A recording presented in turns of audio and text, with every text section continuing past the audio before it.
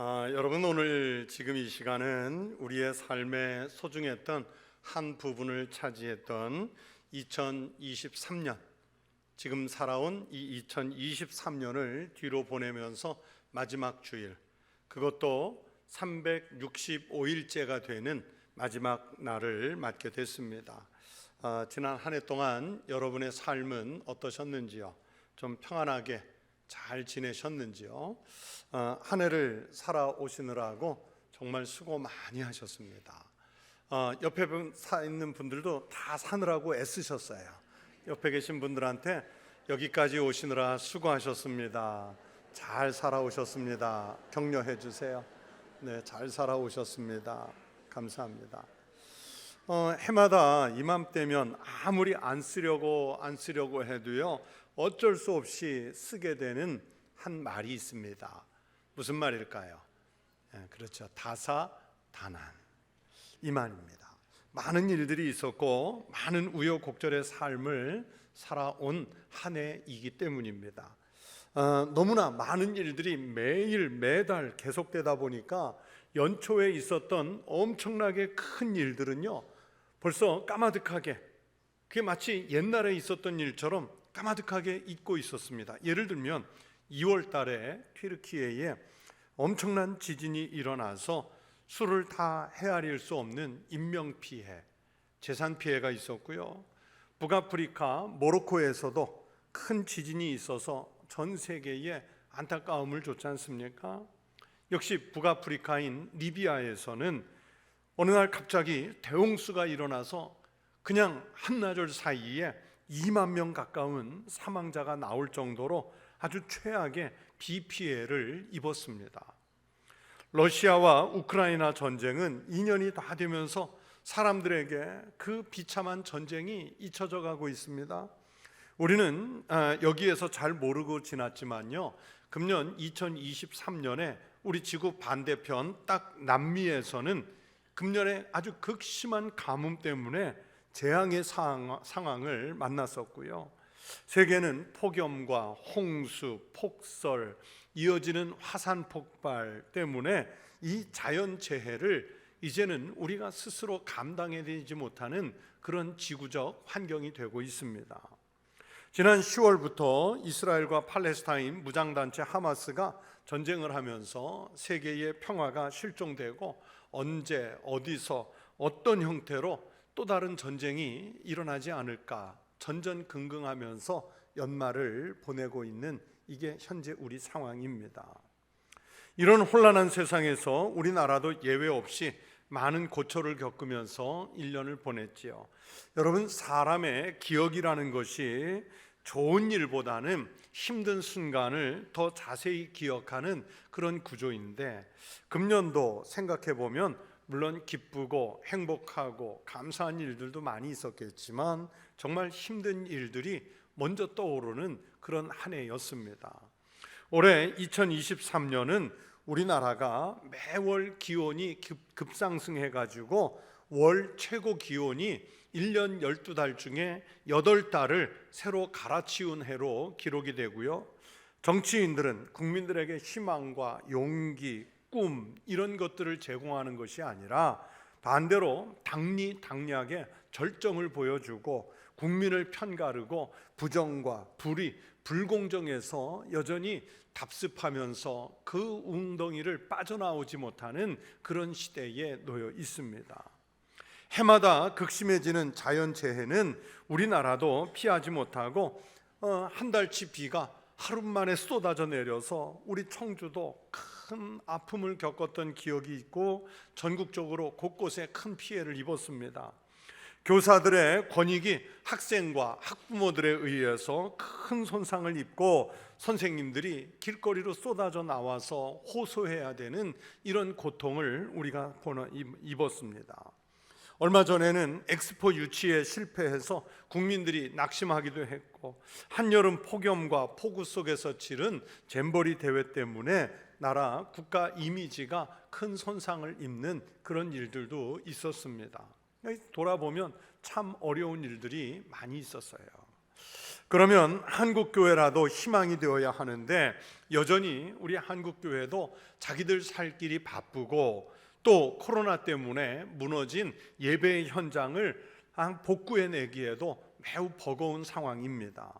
우리 교단만 해도 교회 학교가 거의 붕괴되다시피 해서 코로나 기간 동안 교회 학교들이 사라져서 지금 교회 학교 없는 교회가 60%에 육박하고 청년과 청소년은 지난주 광고 시간에 청년교회에 대해 광고하면서 잠깐 말씀드린 것처럼 복음화율이 이제는 5%가 채 안 돼서 미전도 종족 수준이 돼가는 그런 상황입니다.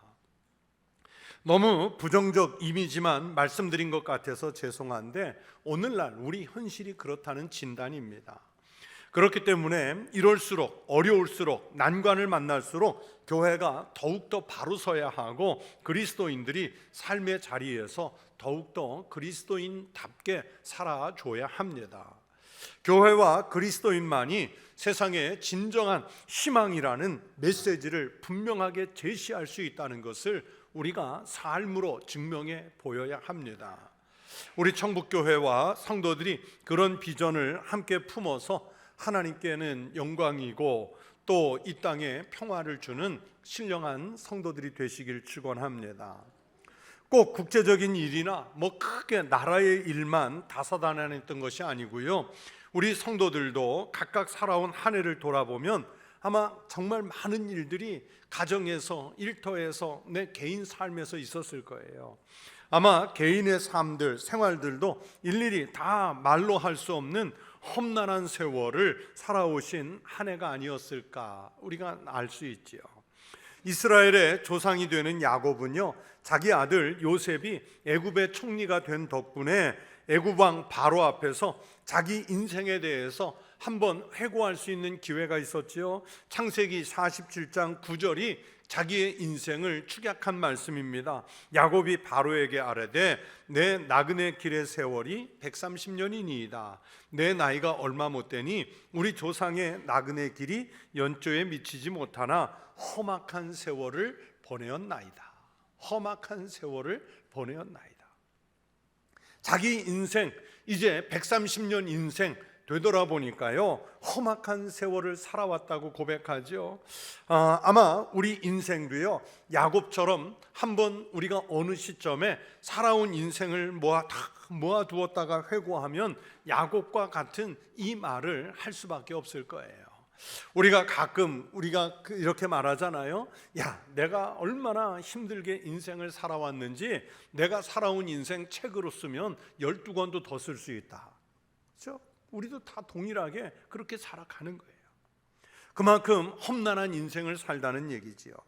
모세도 마찬가지예요. 그의 일생 말미에 그 연수의 자랑은 수고와 슬픔뿐이라고 말했고, 그러면서 그 수고와 슬픔뿐인 인생도 얼마나 빨리 지나가는지 신속히 가니 우리가 날아가나이다, 이렇게 고백을 했습니다.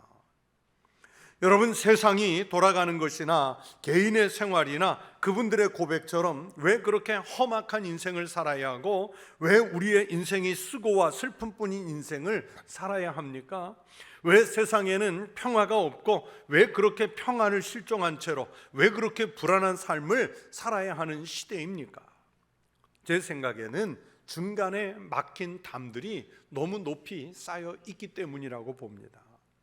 보세요, 하나님과 사람 사이가 우리 인간의 죄 때문에 막힌 담이 되었고요, 사람과 사람 사이가 우리의 죄악 때문에 중간에 막힌 담을 높이 쌓았고요, 세대와 세대 사이가 막혔고 계층 간의 소통이 막혔습니다. 나라와 나라 사이가, 문화와 문화 사이가 막혀서 갈등과 반목이 반복해서 일어나고, 그러면서 그 중간에 막힌 담들 때문에 사람들은 공동체 속에 살면서도 삶이 점점 피폐해지는 거예요.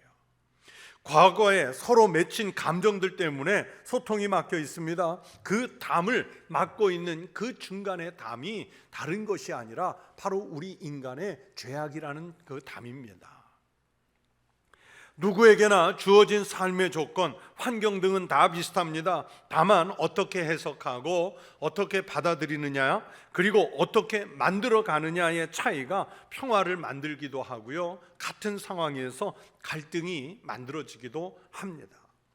특별히 그리스도인들은 예수 그리스도를 통해서 어떤 형편에서나 평화의 마음으로 살아갈 은혜를 받은 사람들인 줄로 믿습니다. 예수님께서 그 일을 위해서 오셨듯이, 즉 중간에 막힌 담, 우리의 죄악의 담을 허물기 위해서 오셨듯이, 우리 그리스도인들도 예수를 닮은 삶을 산다고 하면 내가 사는 자리에서 그 담을 헐어가면서 평화를 만드는 사람으로 살아야 하는 것입니다. 여러분, 예수님께서 처음 이 땅에 성육신에서 오시던 그 밤을 기억하십니까? 오늘은요, 교회력으로 성탄절 후 첫 주일이라는 이름이 붙어 있습니다. 여러분, 지난 일주일 전, 불과 일주일 전에 있었던 성탄의 그 감격을 일주일 만에 벌써 잊어버린 것은 아니신지요? 주님이 왜 오셔야만 했는지를 다시 잊지 않고 생각해야 합니다. 예수님은 베들레헴의 작은 마구간에서 태어나 마을 구유 위에 놓이셨습니다. 예수님이 오시던 그 밤, 그 지역의 목자들이 들에서 밤을 새우면서 자기들의 양떼를 지키고 있었는데 주의 천사가 그들에게 나타나고 주의 영광이 그들에게 두루 비치었습니다. 그들은 이 장면에 매우 두려워했습니다. 그런 두려워하는 사람들에게 천사가 말했습니다. 세 번역으로 읽어드립니다. 두려워하지 말아라. 나는 온 백성에게 큰 기쁨이 될 소식을 너희에게 전하여 준다. 오늘 다윗의 동네에서 너희에게 구주가 나셨으니 그는 곧 그리스도 주님이시다. 너희는 한 갓난아기가 포대기에 쌓여 구유에 뉘어 있는 것을 볼 터인데 이것이 너희에게 주는 표징이다. 이러면서 메시아가 나실 것임을 말씀했습니다. 그때 갑자기 그 천사와 더불어 하늘 군대가 나타나서 이번에는 하나님을 찬양하며 말씀하죠. 지극히 높은 곳에서는 하나님께 영광이요, 땅에서는 하나님이 기뻐하심을 입은 사람들 중에 평안이라. 이 아기가, 성육신에서 오신 메시아 그리스도 아기 예수가 앞으로 어떤 삶을 살아가실지를 미리 예고해 주시는 말씀들이었어요.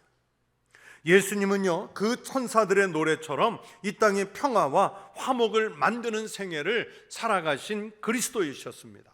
그리고 우리에게도 그렇게 살아가야 할 신앙의 의무를 성경을 통해서 말씀해 주시는 거예요.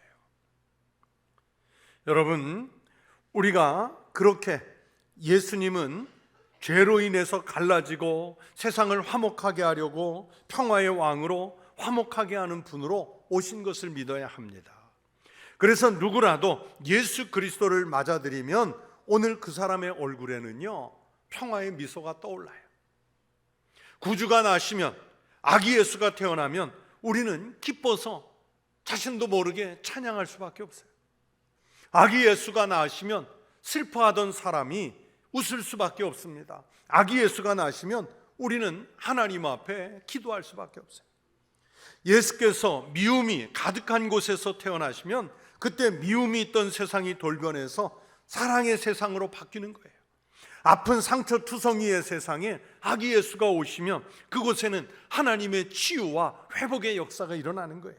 갈기갈기 찢기고 갈라진 곳에 태어나시면 아기 예수는 하나로 일치시킵니다. 잘못이 있는 곳에 태어나면 아기 예수님은 그 잘못 있는 곳을 용서로 바꾸시는 거예요.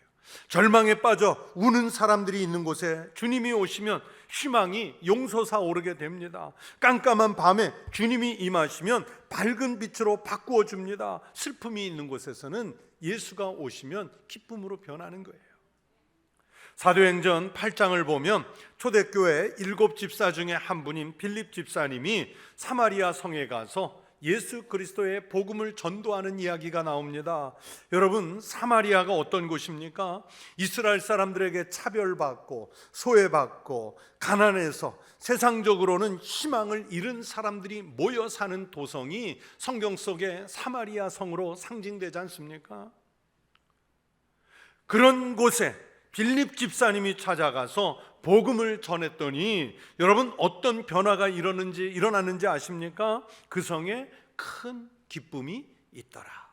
그 성에 큰 기쁨이 있더라.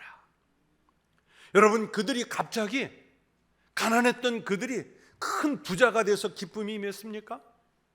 이스라엘 사람들에게 그렇게 소외되고 차별받던 사람들이 어느 날 이스라엘 사람들이 이제부터는 사마리아 차별 없다, 소외시키지 않는다, 그런 선언이 있었기 때문에 그들에게 기쁨이 임했습니까? 아니에요. 상황은 그대로입니다. 그런데 그곳에 예수 그리스도의 복음이 들어가 그들의 심령 속에 예수 그리스도의 복음을 영접하니까 그 속에 큰 기쁨이 있더라. 그렇게 예수님의 복음이 임하면 암울했던 세상이 기쁨으로 바뀌는 역사가 일어나게 되는 줄로 믿습니다. 그래서 성 프란시스코는 예수님을 평화의 도구라고 기도했어요. 만약에 여러분이 교회를 오래 다니면서도 삶의 기쁨이 내 심령 속에서 생성되지 않는다면 나는 그 신앙을 다시 한번 점검해 보셔야 합니다. 성도 여러분이 힘든 세월을 살지만 예수 그리스도를 믿는 믿음 때문에 희망을 잃지 않고 용기를 내서 더욱 능력 있는 성도의 삶을 살아내시기를 축원합니다. 예수님이요, 베들레헴에서 나을 것이라고 예언한 선지자가 미가인데, 미가는요, 그리스도가 메시아가 오시면 어떻게 세상이 변할지를 예언해 주셨습니다. 그리스도의 나라가 임하면 그 칼을 쳐서 보습을 만들고 창을 쳐서 낫을 만들 것이며 이 나라와 저 나라가 다시는 칼을 들고 서로 치지 아니하며 다시는 전쟁을 연습하지 아니하고라고 말씀했어요. 이게 무슨 뜻입니까? 전쟁을 하기 위해서 무기를 만들었던 재료들이요, 이제는 세상을 평화롭게 바꾸는 일들을 위해서 도구 자체가 바뀐다는 거예요. 용도, 목적 자체가 바뀐다는 얘기예요. 또한 이사야 선지자는 그리스도의 나라를 이렇게 묘사했습니다. 이리와 어린 양이 함께 먹을 것이며 사자가 소처럼 짚을 먹을 것이며 뱀은 흙을 양식으로 삼을 것이니 나의 성산에서는 해함도 없겠고 상함도 없으리라 여호와께서 말씀하시니라.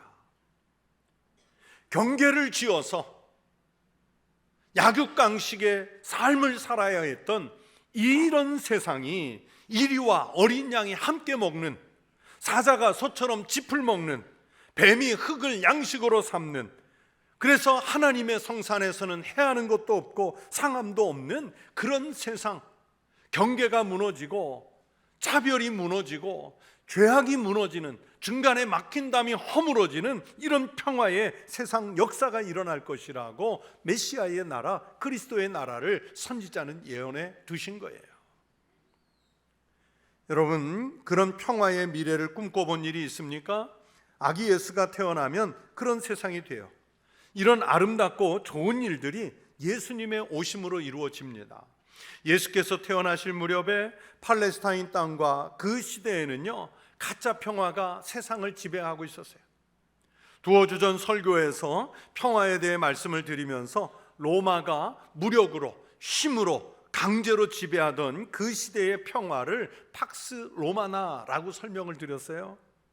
그렇게 로마가 힘으로 지배하던 그 시대를 역사는 평화의 시대라고 합니다. 그러나 그것이 과연 진짜 평화였을까요? 로마의 총독이 지배하고 로마의 황제 카이사르가 지배하는 가짜 평화가 세상을 현혹시킨 거예요.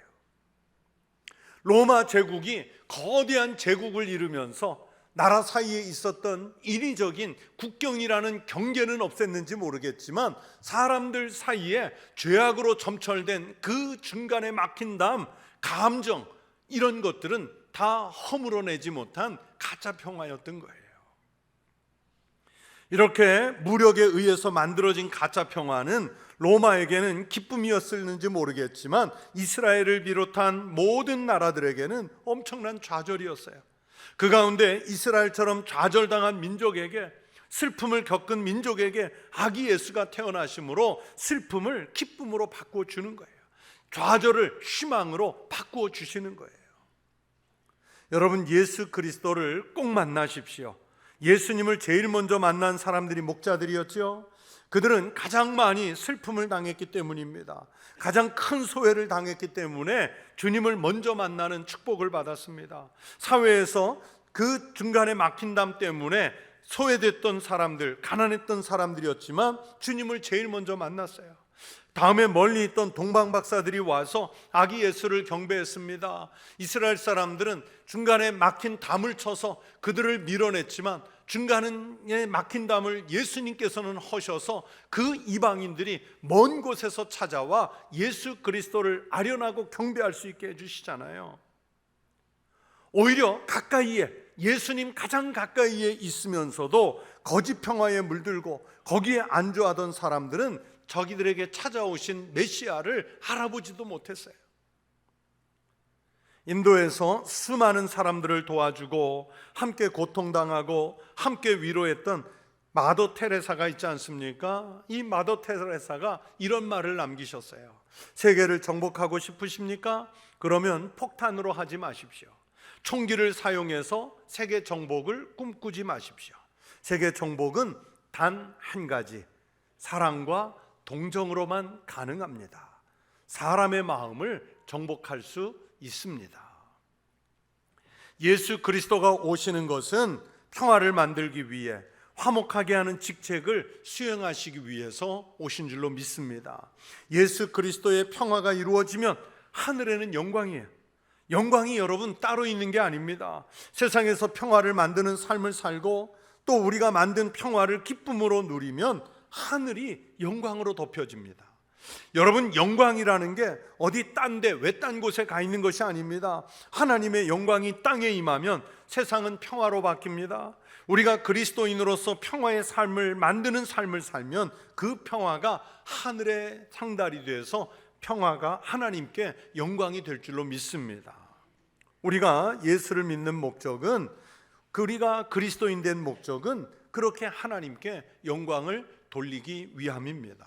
그러면 땅에 있는 동안 화평을 위해서 일하고 평화를 만들면 하나님이 영광을 받으실 줄로 믿습니다.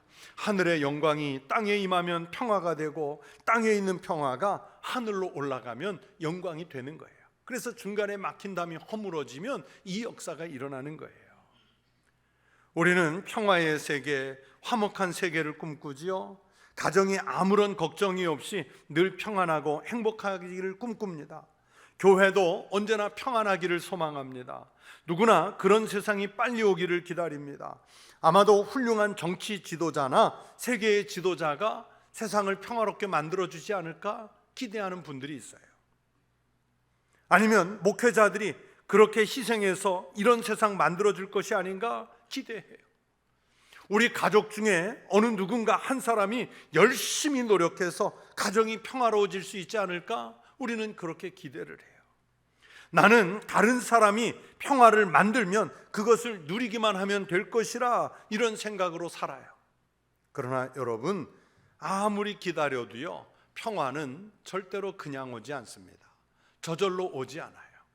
오히려 세상 사람들이 얼마나 악한지요, 심지어 우리 그리스도인조차도요, 예수를 믿는다고 하면서 세상에 가서 평화를 깨는 사람들이 얼마나 많아요. 가정에 가서 평화를 깨고, 직장에 가서 평화를 깨고, 이웃들과의 관계에서 평화를 깨고, 교회 안에서 하나님의 일을 한다고 말하면서도 부서에서, 회의에서, 아니면 상위 공동체에서 하나님 앞에 부끄럽도록 중간에 막힌 담을, 죄악을 쌓아가면서 평화를 깨가는 이런 그리스도인들이 얼마나 많아요. 여러분, 예수님을 생각해 보세요. 예수님이 하늘의 영광 보좌를 버리고 오신다는 것 자체가 고난이며 힘든 일입니다. 예수님은 평화를 이 땅에 만들기 위해서, 중간에 막힌 담을 허물기 위해서 그 고난에 무릅쓰고 직접 찾아오시는 거예요. 여러분, 예수님께서 이 땅에 오시기만 하면 그냥 알아서 세상이 평화로워집니까? 아닙니다. 오늘 본문이 말씀하잖아요. 14절에 자기 육체로 중간에 막힌 담을 허셨다 그랬고요, 15절에서 자기 안에서 한 세 사람을 지어 화평하게 하셨다 말씀하셨고요, 16절에서 원수된 것을 십자가로 소멸하시기 위해서 예수가 오셨대요.